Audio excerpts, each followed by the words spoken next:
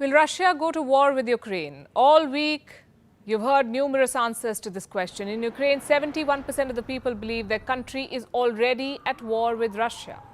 This is a complex crisis, and all the answers are hidden in history.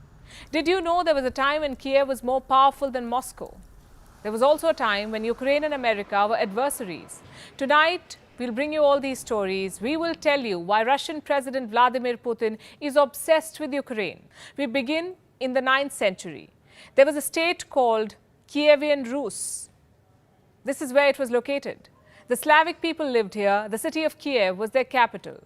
Between 980 and 1015, the Kievan Rus was ruled by Grand Prince Volodymyr. In Russian, his name is Vladimir. In Ukrainian, Volodymyr. And as fate would have it, these are also the names of the presidents of these two countries today. Anyway, Russians, Ukrainians, and Belarusians draw their lineage from this Slavic state.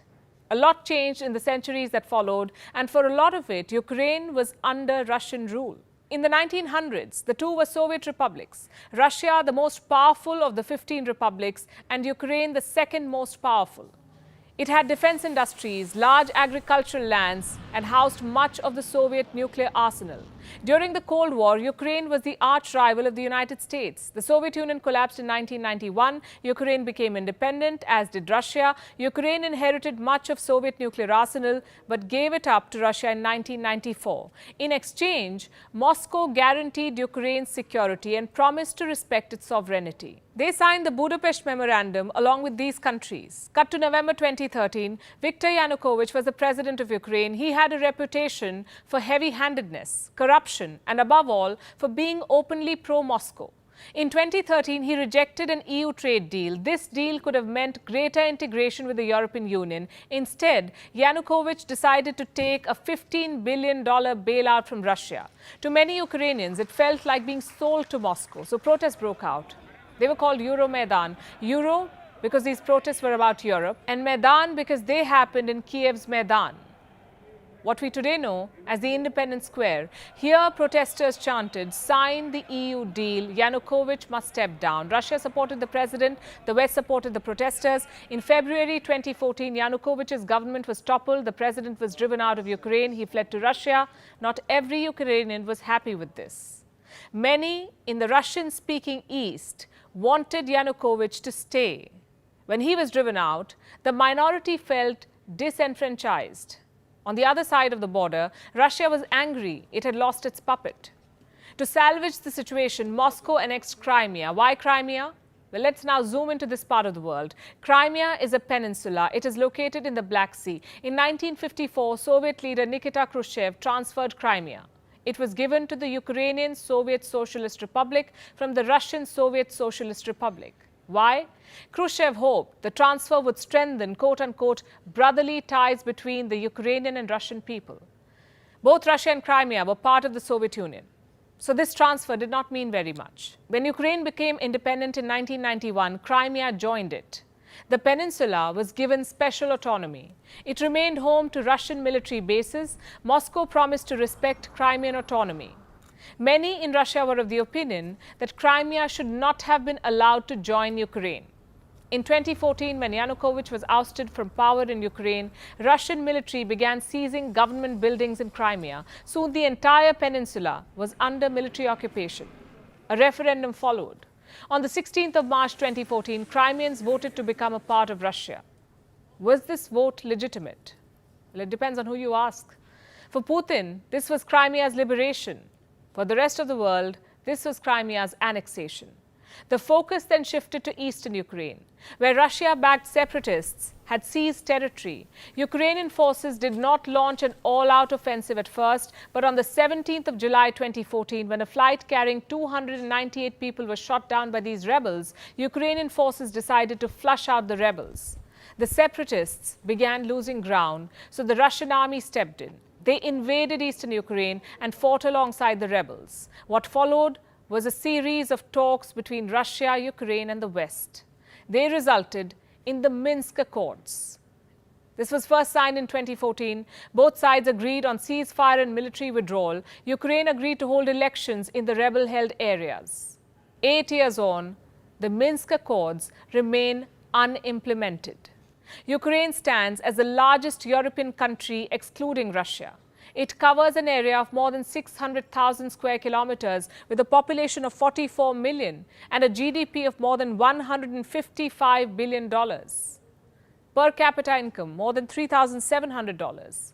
Today, Ukraine is divided between East and West in more ways than one. The West sees itself as more European. The East is closer to Russia, be it in terms of geography or sentiment.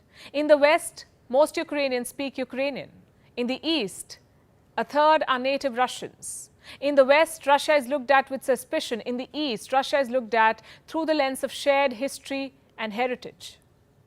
Ukraine also remains at war. Its forces are fighting the rebels in the East. Rebel leaders are ruling at least two regions, Donetsk and Luhansk. Together, they are known as the Donbas region.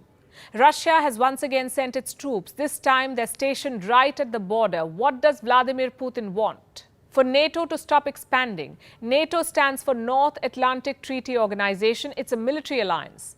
These countries are the founding members of NATO. These countries joined it during the Cold War, and these countries joined after it. Ukraine wants to join NATO too, but Putin wants NATO to exclude Ukraine and every former Soviet state. And this is just half the story. Like I said, a lot is hidden in history. For starters, there is domestic politics. When Putin annexed Crimea, his approval rate skyrocketed. Keeping the nationalistic drum rolling helps the Russian president. Annexing parts of Ukraine also helps Putin restore Russia's superpower image. Again, back to history. Many Russians view Ukraine's independence as a mistake. It is true that Ukraine was ruled by Russia. In fact, Ukraine has barely remained independent pre-1991. There was a brief period before World War I and then another stint in 1600. For the rest of its modern history, Ukraine was under Russia. 1 in 6 Ukrainians is an ethnic Russian. 1 in 3 speaks Russian as a native language. So Putin is right when he says historically they were one. But claiming Ukraine on the basis of colonial history is wrong. It will be like Britain claiming India or South Africa or Spain claiming the Philippines. Past imperialism cannot justify present-day expansionism. Here's what else history tells us. Ukraine was forcefully Russified. Cut to 1700, Russian leader Catherine the Great started Russifying Ukraine. Ethnic Russians were shipped to this part of the world. Schools were told to teach Russian language. By 1800, the Ukrainian language was banned. In 1930, Soviet leader Joseph Stalin steered a famine in Ukraine. Millions of Eastern Ukrainians were killed. The area was then repopulated with ethnic Russians. In the 1940s, the ethnic Tatars were relocated. They too were replaced with Russians. There is a reason why Eastern Ukraine today has so many native Russian speakers. It was designed to be that way. Eastern Ukraine was always dear to Russia. It has coal, it has iron, fertile land. Its historical connection with Russia was forced. Putin time and again talks about the Holy Rus. He says Russians and Ukrainians are one people. 70% Ukrainians reject this thought. 72% consider Russia a hostile state. Today, 33.3% Ukrainians are ready to take up arms against Russia. 21.7% are ready to stage a civil resistance against Russia. 67% Ukrainians want to join the EU. 59% want to join the NATO. Meet the current Ukrainian President Volodymyr Zelensky. He came to power in 2019 following a landslide victory. He is a vocal critic of Russia. Zelensky openly opposes Russian occupation of eastern Ukraine. 73% of Ukrainian voters voted this man to power. Today, Volodymyr Zelensky represents the pulse of Ukraine, the Ukraine that wants to remain independent of Russia. But Vladimir Putin wants to become the man who revived Russian imperialism. He does not realize the world has moved on.